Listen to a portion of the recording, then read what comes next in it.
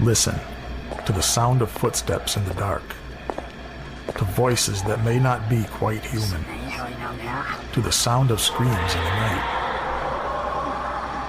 The Haunted Cabaret, the home of all things horror, on Rhode with your host, George Garner. The Haunted Cabaret starts now.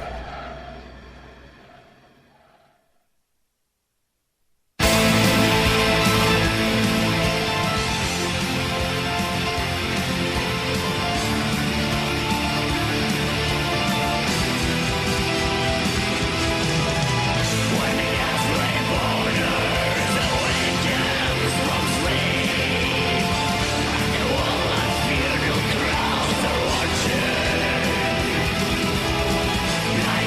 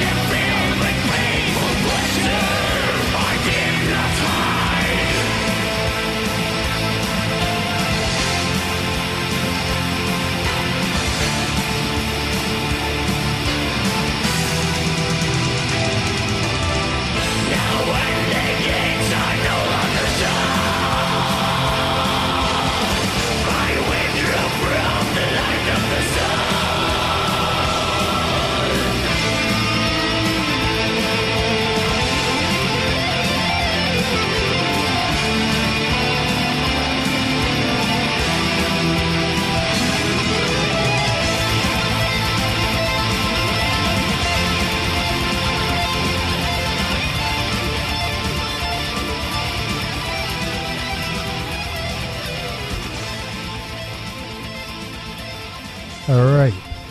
That was a little bit of Dimmu to bring us into this episode of The Haunted Cabaret.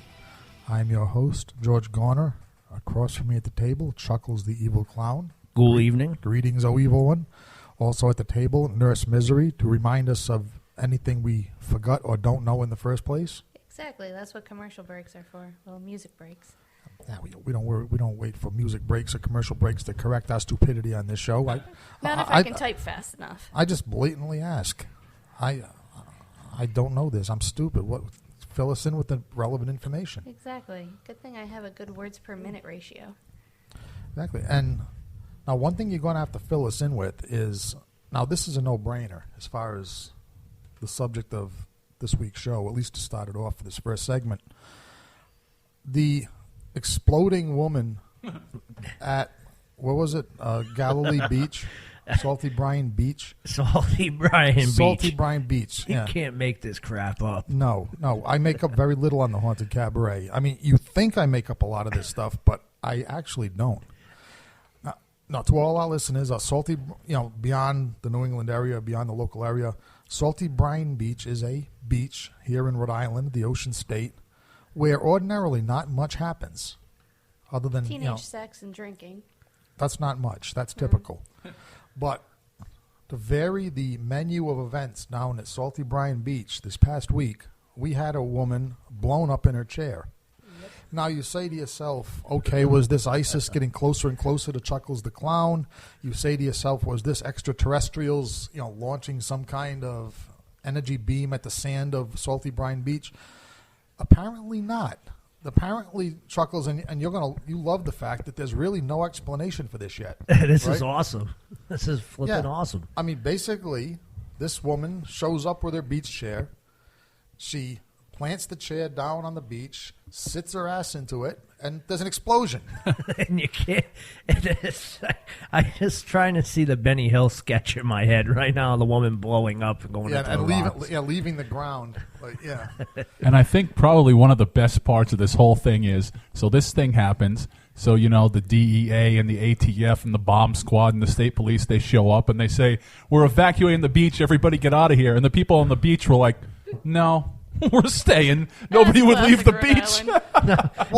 They sat in traffic for an hour. I'm not going anywhere. Yeah, they sat in traffic for an hour. And how much does it cost to get onto a Rhode Island beach now if you don't buy a season pass? What is it, like $7 or $8? Yeah, easily. Yeah, I'm not. Yeah, I don't. You paid for gas. You paid for parking. No. I'm sitting in the water. The best part of this is just not that part of if water. someone yells shark, that water empties out. Yeah, but not people the beach. Run. They only run as far as the sand. But if the beach is blowing up, like there's landmines and stuff on it, the people just stay there and watch it happen. Then they go into the water to get away from it. Well, first of all, if it was me, and again, I can understand this completely. First of all, if I had waited the hour in traffic, if I had paid my $7 or $8, whatever it is, to sit on this beach, first. Yeah, I don't care if there's enough landmines to equal the landmine output in Afghanistan. I don't care if it's mined like a World War II battlefield. I'm not going anywhere. Well, first of all, because you know why? Because I want to see it happen again. Yeah. Pretty much. No. You would just wait for round 2. I'm not trying. Well, I am trying to be evil because I am. So if anybody's listening, you know what I'm going to go to. If you've seen a picture of this woman, she's not small. Let's just leave it like that. Well, she's not frail. Well, that lends to the hilarity of it. She's not skinny. And there was enough oomph in this to launch this lady 4 feet in the air and 10 feet out. So that is some incredible pressure. Yeah, my first theory, once I found out that there were no terrorists involved or traditional explosives, is maybe the woman just had explosive Tony Jones type flatulence. That's impressive. Did this woman just fart? Diarrhea. And she blew herself out of the seat. Yeah, she just launched herself. Kind of like pull my finger. After you eat 3 gallons of beans. That is some incredible gas. But we have all had elderly relatives, I'm sure, that used to eat those baked beans like there was no tomorrow. I'd say some of that stuff, farts can be. Not everybody knows this. Farts can be ignited. Yeah. So someone lit a match on her as she crapped herself. She was smoking on the beach. was she a smoker? Oh, that's it. She gets what she deserves because there's no smoking on the beach. Right. So what happened was maybe this woman, this is only a theory. I'm not saying that this woman broke the law in any way on this beach. But let's say that she was, for the sake of argument, smoking a cigarette. Threw it down when she was done without properly extinguishing the cigarette. And then before the cigarette... Lifts one cheek. Yep, before the cigarette turned to ash, she lifted a cheek and let her rip. Now, this is definitely something you would see on my show. Someone getting blown out of the seat with a fart. But now my question is this, to any of our listeners, if you want to respond to Nurse Miss, is this possible? I'm saying if there's a lit cigarette or a smoldering match under this woman's chair and she farted enough methane, could that have triggered this explosion? I mean, if they don't find anything else, it's worth investigating. Maybe you should. Or maybe something buried under maybe something buried under the sand farted. Godzilla was under there and he let one go and she went flying. Well, no, not Godzilla, but Bailanti, he was there. Don't blame Bailanti. That's not fair. Why not? I'm just thinking about some common variety, like a lot of horseshoe crabs or something. No, we don't talk about horseshoe crabs while Mr. Jones is in our presence. It scares him. Sorry, forgot. Oh, really? My bad. Yeah, we won't have a radio show. He'll shut everything off and we'll be done. Okay. Go home and cry. Well, I'll just keep it generic then. In other words, like a starfish, regular quahogs.